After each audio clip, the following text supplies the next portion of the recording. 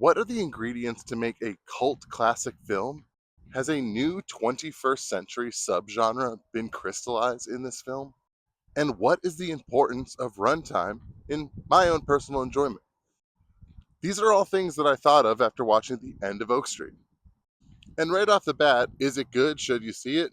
Yes, it was pretty good. And right off the bat, something that I enjoyed tremendously about this was that it was basically a 90-minute action adventure. It aspired to be a kind of general audience, crowd pleasing, short adventure, and it was.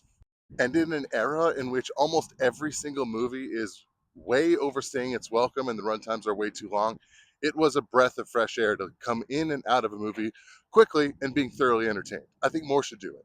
I love Matt Reeves' Batman, but there is no reason that this movie is 3 hours long. There's a lot of bloat in it, and it's one of the reasons why I haven't really rewatched it. But Oak Street really trims the fat, and it's better for it. The second thing I want to talk about in this movie is what genre is it? I mean, it's obviously like a sci fi adventure story, right?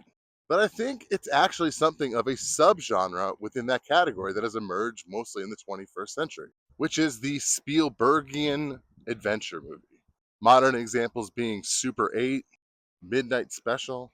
And while Stranger Things draws more inspiration from, say, Stephen King, there's a lot of Spielbergian elements in here as well. And the requirements of the subgenre, in my opinion, are kind of a 80s style suburbia, centered on a family drama, usually involving some sort of divorce. I can't really explain why, but the dog in this movie seems like a Spielbergian character. Spielberg movies to me are kind of like a crystallized version of a specific type of Americana. And in many ways, it's just a fairy tale about ourselves at a certain time. And I think that's really what defines these type of movies as being Spielbergian dramas.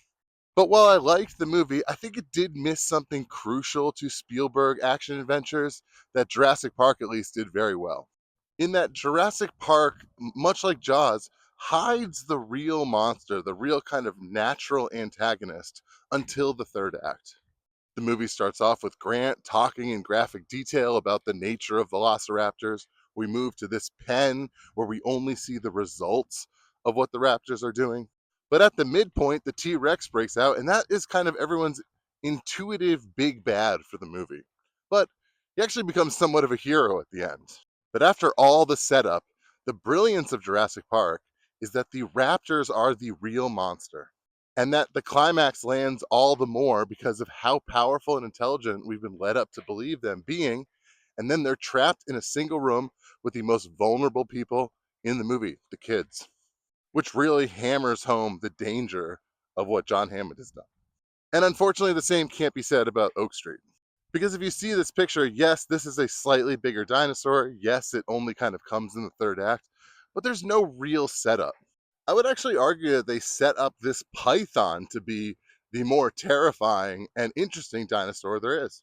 He swims in a little pool at first, and it seems kind of like a cute, we're not even sure if it's like a salamander or not. But in this excellent scene, the true size and length of this creature reveals itself, and it's quite terrifying.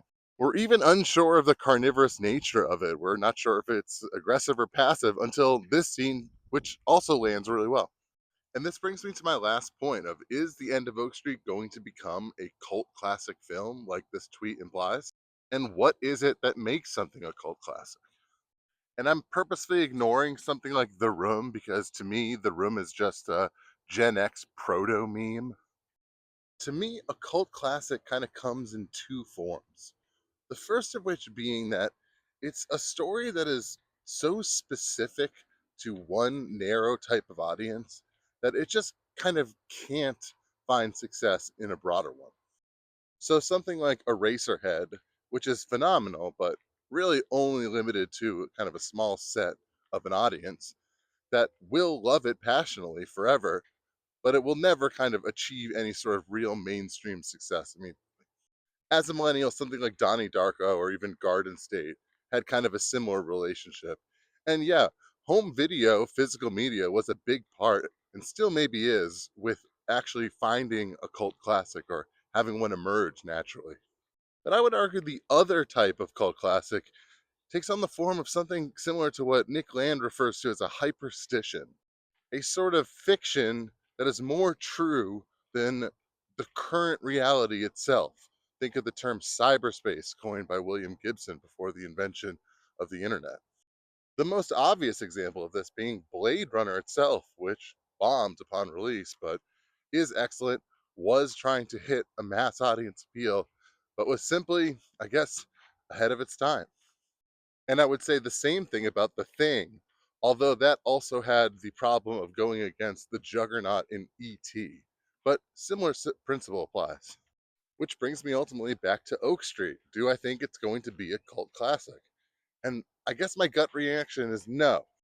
I don't think it's specific enough and tells a unique enough story to kind of find its own peculiar audience. And I think it's kind of 80s pastiche is a little played out, so it kind of removes a little bit of the uniqueness that might otherwise gain a more cult following in the future. But I am still a big fan of David Robert Mitchell. I just happen to think another movie of his is way more in line with what I would consider a cult classic, which is his excellent film Under the Silver Lake, in which I think would maybe fall under both categories, considering, yeah, it's kind of a niche movie. It's a weird one that's made for kind of a very specific audience, but one that ultimately will obsess and love the film. And I also think it's something of a hyperstition itself in its deep dive into conspiracy theories about media control and its climax about the rich sealing themselves off in Egyptian like tombs that can only be deciphered through subliminal messages in the media. And all that is to say is that I like David Robert Mitchell. I hope They Follows is more of a commercial success so he can keep making movies because I think he's the most underrated director in Hollywood right now.